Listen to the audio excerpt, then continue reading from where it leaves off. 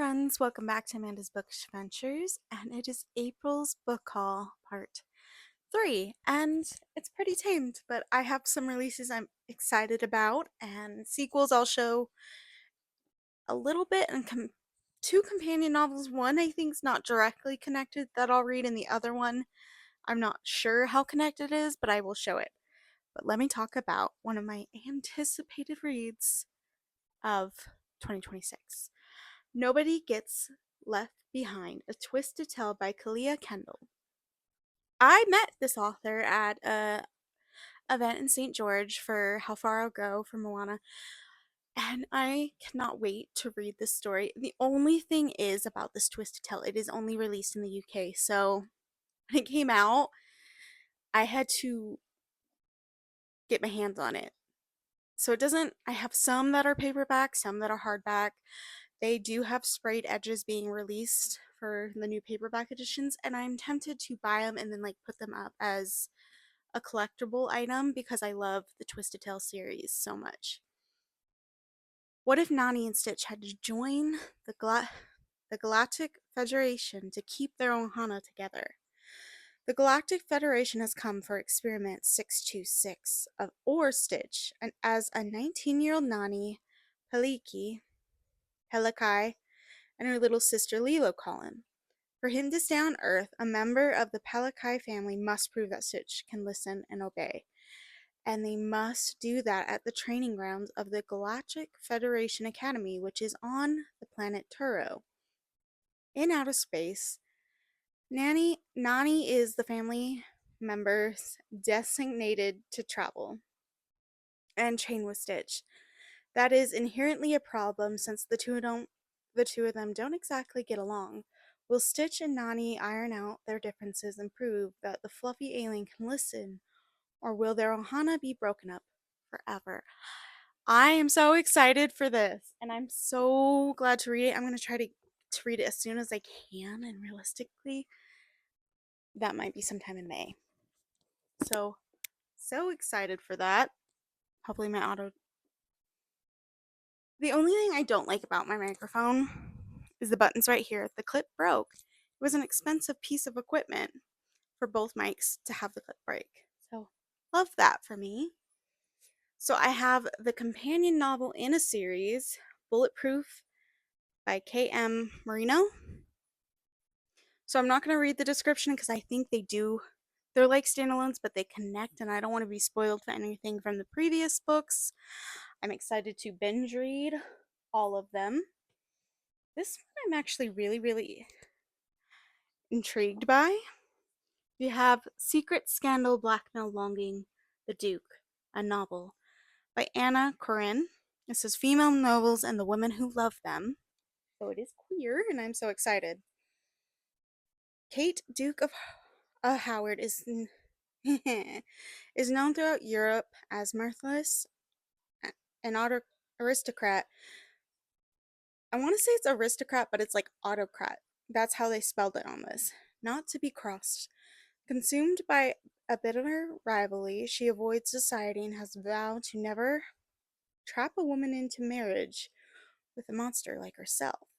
The beautiful, ambitious courtesan Celine once threw herself on the mercy of the visiting Duke of Howard, but after a night of searing passion, the Duke left her to the rages of revolutionary Paris and didn't look back. Now Celine is in London and is in possession of a dangerous letter that proves the Duke of Howard committed treason as a child, possibly even murder. Celine wants a titled husband in return for keeping the Duke's secret, leaving Kate no choice but to parade her around the most fashionable ballrooms. But as Celine takes society by storm, Kate finds herself growing fond of the woman set on destroying her. As their attraction mounts, Kate must face an impossible choice: keep her secret or surrender her heart to a woman she cannot deny. I'm actually really looking forward to this one. I'm going to try to read it in June. I think it will be perfect for Pride Month. This one was all over my feed. I have never read anything by this author, and now I'm kind of obsessed with the description. Death Meets Cute by Jay Penner. I am more than capable of being evil today, I think. Iris Wayward wants to be bad, truly bad, terrifying, gloriously villainous, but after helping her sisters unleash a spell to throw the realm into chaos, Iris is left feeling strangely empty, and not all like the villains of her dreams. So she sets off for the quiet town of Freywell to build her wicked legacy alone. Things start promisingly: a crooked little cottage, a reputation for curses and potions, and a healthy dose of fear from the locals. But when her ogre bodyguard disappears, Iris needs a new muscle. Good thing a fearsome orc just toppled over in her yard. Naturally, she decides to reanimate him. It's a perfect solution, only Talon isn't the brooding warrior she was hoping for.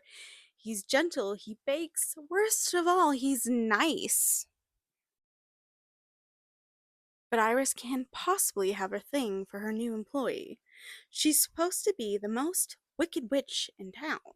While Iris struggles to turn Talon into the enforcer she deserves, her assistants arrive seeking help. Their magic is fading, and the cause may be closer than any of them realize. The timing couldn't be worse, and falling for an orc who wasn't supposed to be part of Iris's villain era. But love might turn out to be the best spell she ever cast. It sounds cozy, and I never used to be really into cozy books. I've always been into like romantasy, and yes, these cozy books that I've been picking up are romantasy, but I've been obsessed with them, and I've given everyone I've read 5 stars so far. I have The Paladin's Strengths by T.K. Fisher. I think this is book 2, but they're companion novels, and I'm annoyed because I ordered the first one with all of them because I've held them through the month of April and it still hasn't arrived. So I'm annoyed about that, but because I was trying to read them this month, but that didn't happen.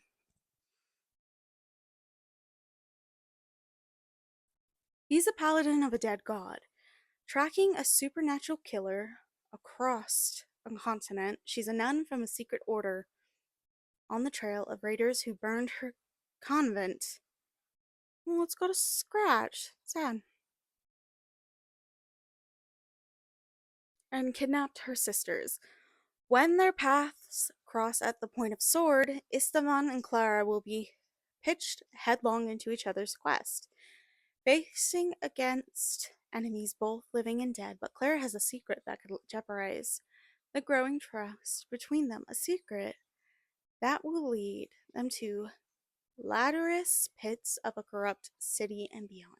So I'm thinking Gladiator, like they're gonna go fight in the pits in the Gladiator days. That is what I think that one is.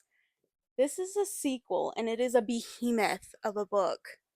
The first one was Behemoth, and these are republished, but this the Throne of Broken Gods, book 2 of the God and Monster series by Amber V. Nicole, but New York Times bestseller.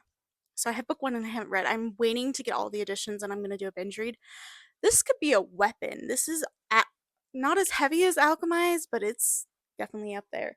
So it's a pretty edition. The end pages are, I don't know if I took off the dust cover jacket for the first book. But that's beautiful. I'm excited to read all of these books. This one will definitely be read first out of any in this little haul. So that is it for this haul of April.